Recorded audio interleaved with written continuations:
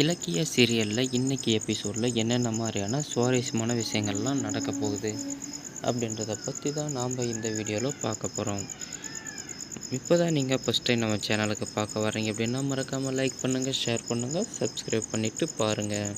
வாங்க இப்போ வீடியோக்குள்ளே போகலாம். இலக்கியாவுடைய கணவர் பார்த்திங்க அப்படின்னா அவருடைய வீட்டை விட்டுட்டு வெளியே வந்துட்டாருங்க. வந்துட்டும் இப்போ சொந்த காலில் நிற்கணும் அப்படின்னு சொல்லிட்டு பயங்கரமாக முயற்சி பண்ணிட்டு தாங்க இருக்கார். இப்போ என்ன தான் பண்ணுறதுன்னே தெரியாமல் ஏதாவது ஒரு சின்ன வேலை கிடைச்சா கூட போதும், ஏதாவது ஒரு வேலையை செய்வோம் அப்படின்னு சொல்லிட்டு அங்கே இங்கேன்னு திரிஞ்சு பார்த்துட்ருக்காருங்க.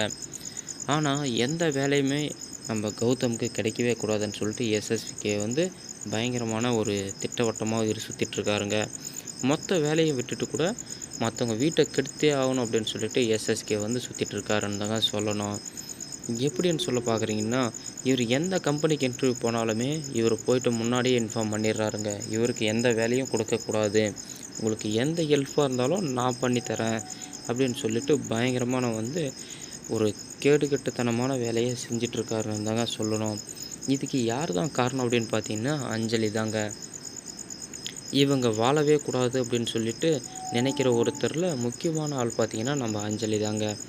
இந்த விஷயம் வந்து அஞ்சலி செய்கிறதெல்லாம் சரியா தப்பா அப்படின்னு சொல்லிட்டு கமெண்ட் பாக்ஸில் தெரிவிங்க.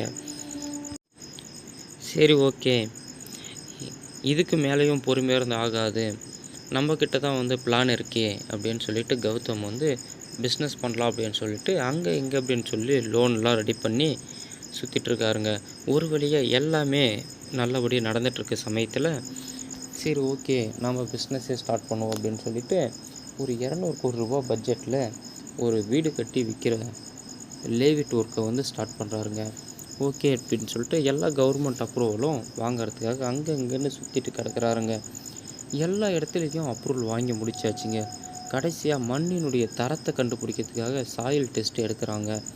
அங்கே போயிட்டு பார்க்கும்போது அந்த ஆஃபீஸர் பார்த்திங்க அப்படின்னா இதை வந்து ரிஜெக்ட் பண்ணிடுறாருங்க. என்ன விஷயம் அப்படின்னு சொல்லிட்டு போய் பார்க்கும்பொழுது தான் தெரியுது, இந்த இடத்துலையும் நம்ம எஸ்எஸ்கே வந்து பார்த்திங்கன்னா அவருடைய பண பலத்தை காட்டியிருக்காருங்க. அங்கே போகும்பொழுது தாங்க தெரியுது, நீங்கள் 200 கோடி ரூபா பட்ஜெட் சொல்கிறீங்க, எனக்காக அதில் 2% வந்து 2 கோடியே கொடுத்துருங்க, நான் இந்த வேலையை முடித்து கொடுத்துட்றேன் அப்படின்னு சொல்லிட்டு அவர் ஒரு தொகையை கேட்குறாருங்க. நம்ம கௌதம் வந்து பார்த்திங்கன்னா எல்லா விதமாகவும் என்னுடைய பொருள் வந்து சர்டிஃபிகேட் வந்து கரெக்டாக இருக்குது, நான் எதுக்காக காசு தரணும், என்னால் கண்டிப்பாக தரவே முடியாது, உங்களால் என்ன பண்ண முடியுமோ பண்ணிக்கோங்க அப்படின்னு சொல்லிட்டு திட்டவட்டமாக சொல்லிட்டு வந்துடுறாருங்க. இதே மாதிரி சுவாரஸ்யமான விஷயங்கள்லாம் வந்து அடுத்தடுத்த வீடியோவில் வந்துகிட்டே இருக்கும். மறக்காமல் நம்ம சேனலை லைக் பண்ணி ஷேர் பண்ணிவிட்டு பாருங்கள்.